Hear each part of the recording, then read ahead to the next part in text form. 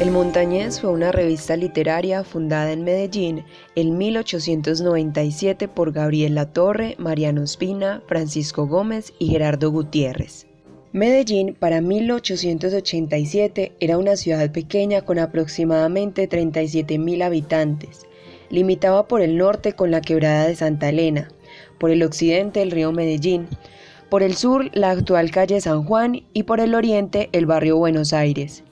Para entonces, toda la extensión de la ciudad era lo que hoy conocemos como el centro y contaba apenas con 27 calles y 27 carreras. Las oficinas de la revista El Montañés estuvieron en la carrera Junín de Medellín y su impresión la realizaba la tipografía del comercio, en la misma ciudad. Esta fue una revista de literatura, artes y ciencias que publicó mensualmente hasta 1899.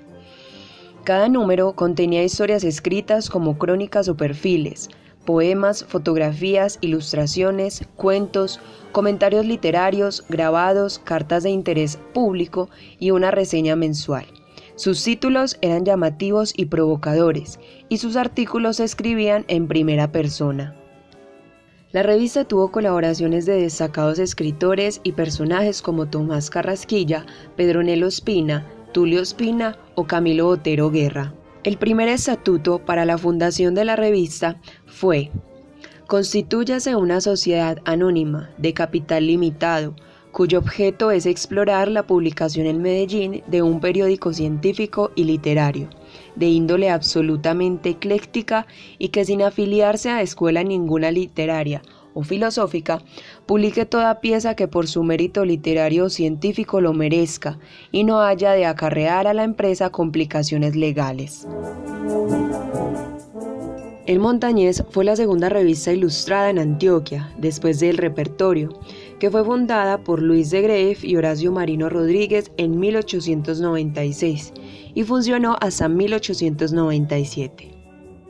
3 meses después de su cierre se fundó El Montañés, que alcanzó a imprimir más de 900 páginas en 24 entregas desde septiembre de 1897 a noviembre de 1899, cuando ya había empezado la confrontación entre los partidos políticos liberal y conservador, conocida como la Guerra de los 1000 días.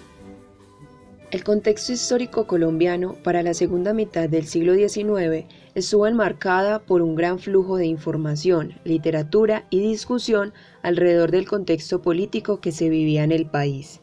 La Constitución Política de la Nueva Granada de 1853 fue un proyecto político liberal que tuvo como principio la libertad.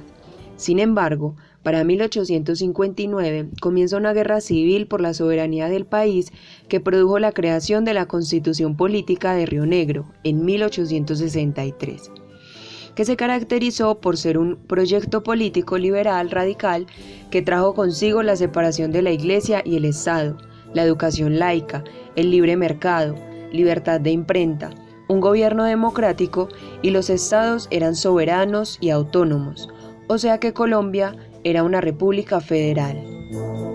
Para los años 70, la reforma a la educación fue un detonante para que la Iglesia y los conservadores ampliaran sus diferencias con el gobierno liberal radical. En 1876, estas diferencias provocaron la Guerra de las Escuelas, que fue una de las causantes de que el gobierno liberal radical perdiera poder. Rafael Núñez llegó a la presidencia en el año 1880, apoyado por los liberales independientes y por el Partido Conservador. Su mandato se sustentó en el valor de la religión. En 1886 se da la creación de una nueva constitución política redactada por Miguel Antonio Caro.